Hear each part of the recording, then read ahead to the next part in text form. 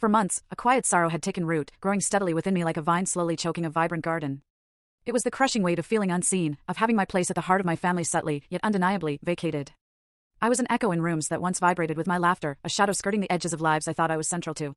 And the most insidious part? I spent countless nights convinced it was my own failing.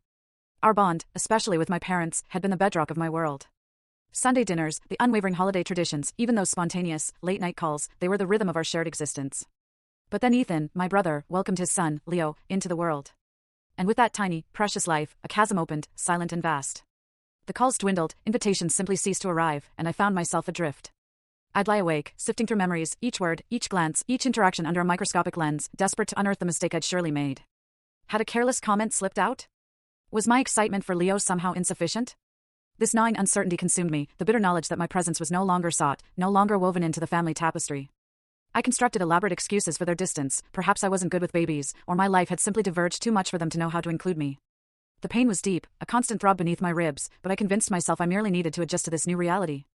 Until that one Sunday. We were gathered at my parents' familiar dining table, the scent of roast chicken heavy in the air, a tableau of domestic comfort that felt increasingly alien to me. Ethan, in typical fashion, held court.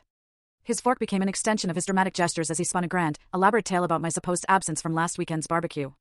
He painted a vivid picture, a text message from me, a vague excuse about work, while he, the dutiful brother, toiled in the sun, setting up the grill alone. She always has something, he declared, his head shaking with an almost theatrical disappointment. Right, Chloe? Always too busy for family. My parents' silent nods were a familiar blow. My mother's face held that wounded, confused expression I knew so well, a sight that invariably tightened my stomach into a knot. My father, usually so boisterous, simply stared at his plate, the silence amplifying his unspoken thoughts about how I used to be the one who never missed a Sunday dinner. It was a visceral punch, hearing him cast me as the indifferent one, the sister who didn't care. But something within me shifted that day.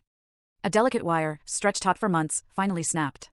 My phone was in my hand before I fully registered the decision, my fingers flying across the screen, navigating to the message thread with Ethan from the previous Friday.